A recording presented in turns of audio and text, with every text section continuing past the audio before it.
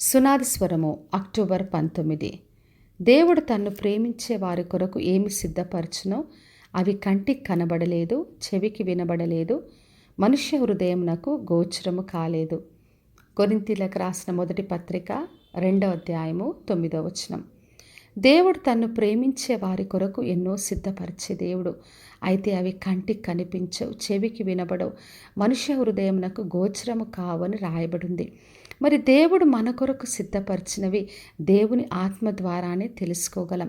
అందుకే దేవుడు మనకి ఎన్ని విషయాలు బయలుపరిచినా మన స్వంత తలంపులతో, మనుష్య జ్ఞానంతో కాకుండా దేవుడి ఆత్మ ద్వారానే అవి తెలుసుకొని మనం విశ్వసించి పొందుకోగలం. దేవుడు తన పిల్లలకు ఎన్నో విషయాలు బయలుపరుస్తాడు, వాగ్దానం చేస్తాడు, దర్శనాలు ఇస్తాడు. ఆయన ఎన్నో విషయాలు బయలుపరిచినప్పుడు అవి ఆత్మ ద్వారా మనము తెలుసుకొని పొందుకోగలం. ఆదికాండం 22వ అధ్యాయం 8వ వచనం రాయబడింది. అబ్రహాము కుమార్ని బలి ఇవ్వడానికి వెళ్తున్నప్పుడు ఇస్సాకు అడుగుతాడు, దహన బలికి గొర్రెపిల్ల ఎక్కడా అని. అప్పుడు అబ్రహాం చెప్తాడు, దేవుడే చూసుకుంటాడు, యెహోవా ఈరే అన్నాడు.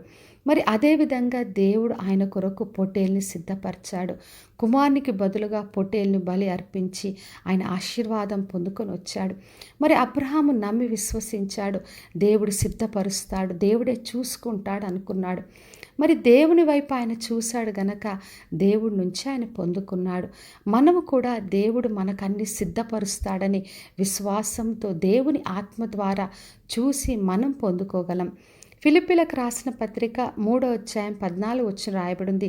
క్రీస్తు యేసునందు దేవుని ఉన్నత పిలుపున కలుగు బహుమానం పొందవలనని గురి యొద్దకే పరిగెత్తుచున్నానని. మరి పౌలు ఈ మాటలు చెప్తున్నాడు. ఆయన దేవునిలో ఒక బహుమానాన్ని చూస్తున్నాడు.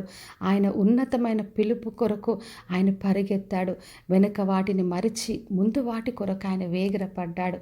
కాబట్టి నా ప్రియ సహోదరి సహోదర, మన దేవునిలో మనకు బహుమానాలు ఉన్నాయి. ఎన్నో మన కొరకు సిద్ధపరిచిన దేవుడు. ఈ లోకంలో మనకి ఏది కావాలన్నా ఆయన సిద్ధపరుస్తాడు. పరలోకంలో మన కొరకు బహుమానంని, నీతి కిరీటంను, తన జీవ కిరీటంను సిద్ధపరిచే దేవుడు. కాబట్టి విశ్వాసంతో దేవుడు మన కొరకు సిద్ధపరిచింది తన ఆత్మ ద్వారా తెలుసుకొని విశ్వాసంతో పొందుకుందాం. ప్రార్థన చేసుకుందాం. పరలోకమందున్న మా తండ్రి, మా దేవ, ఇరుదిచ్చిన వాగ్దానం కొరకే వందనాలు. ప్రతి ఒక్కరిని దీవించి ఆశీర్వదించండి ప్రభువా. తండ్రి, మీరు ఎవరికి ఏది సిద్ధపరిచి ఉన్నారో అందరూ కూడా మీ ఆత్మ ద్వారా తెలుసుకొని విశ్వాసంతో పొందుకునే కృపను దయచేయమని యేసు నామములో అడిగి వేడుకొంచున్నాను తండ్రి. ఆమెన్. ఈ శుభవచనము వినిచున్న ప్రతి ఒక్కరి జీవితంలో నెరవేర్చబడునుగాక. నేను మీ ప్రియ సహోదరి మంజులా చరణ్.